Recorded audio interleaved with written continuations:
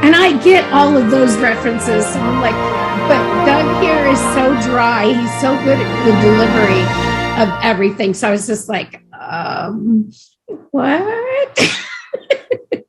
So good on you. That was awesome. Want to hear another stand-up joke I know? Okay. I'm sitting. Is that okay? What was that? You said I'm sitting down. Is that okay?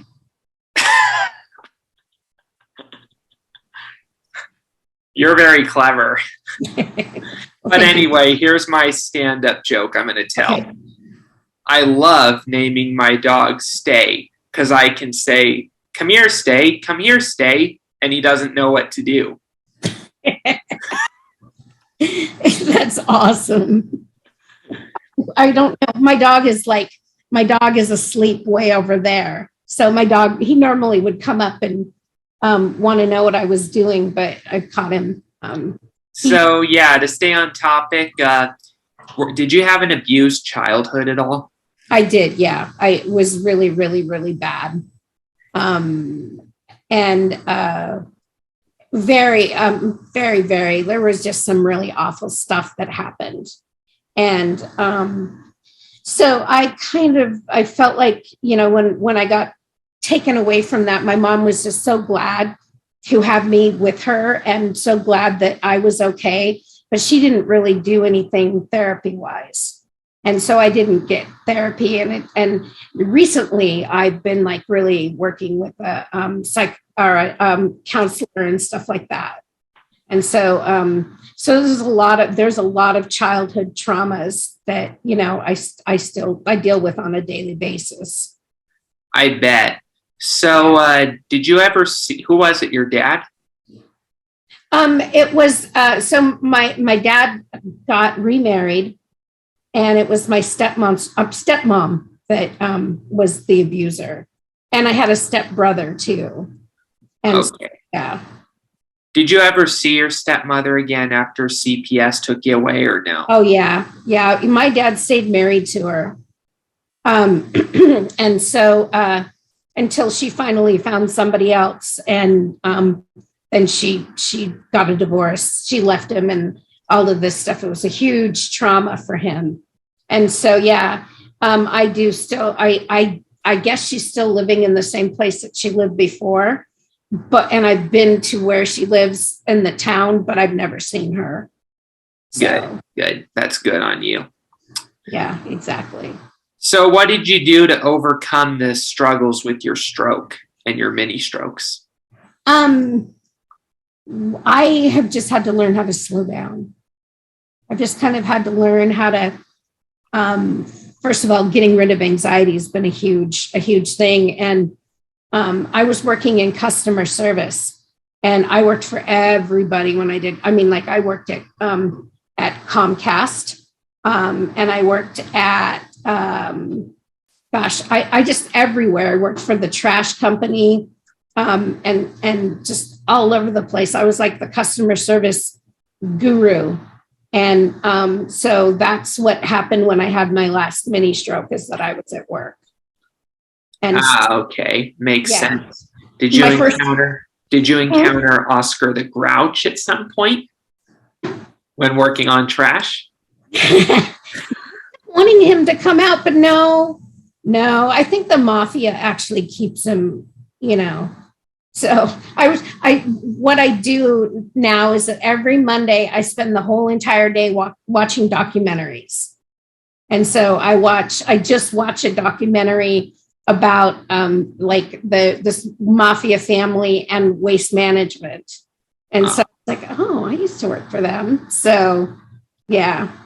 But exactly, Oscar the Grouch. Yeah, who doesn't love Sesame Street? I know, right? They've gotten more cute than they used to be. Yeah. But the classic Sesame Street's the best. Mr. Hooper. Yeah, that was a really good story, what they did at the end of his life, and teaching us about death, that was really great. I was sort of out of the Sesame Street phase, and I didn't have any children that were into it. So I didn't see that. I should go through. Can you find that on like YouTube or on Netflix or something? You can find them on YouTube and I think some sort of television channel, but I don't watch it like I used to because they haven't really been the Muppets that Jim Henson had envisioned. Yeah. There's just not as much conflict as there used to be. I know, and it was good. I love the Count, actually. Yeah, I loved him because I love bats. Yeah, I've been told I may have bats in my belfry, but that's okay. So, I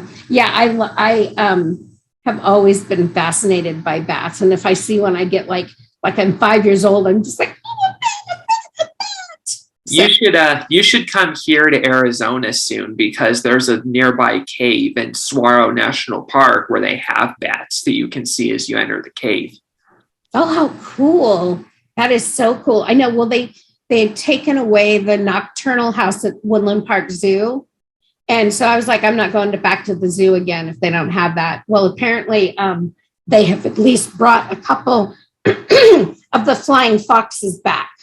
And so I'm like, okay, now I got to go to the zoo. So, but yeah, that's, it's all of those little things that sort of,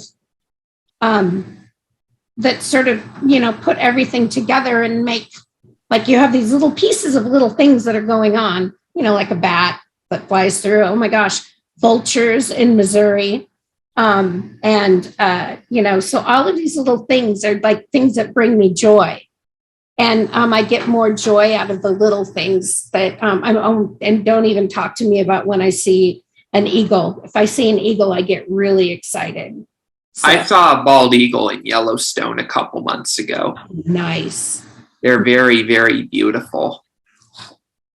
And there was a story about somebody who brought an eagle on a flight with them. So that's something that was a very interesting story. So yeah, but back to the stroke thing. I cannot remember what day is my stroke anniversary. And so I'm like, I always have to ask people, like when, because those are pieces that I just don't, I remember them and then I forget them. And so my short-term memory is the thing that has gone away. And so it's frustrating, but it's kind of like if you have short-term memory and you meet someone for the first time and you forget who they are, well, then guess what? You just met them again for the first time.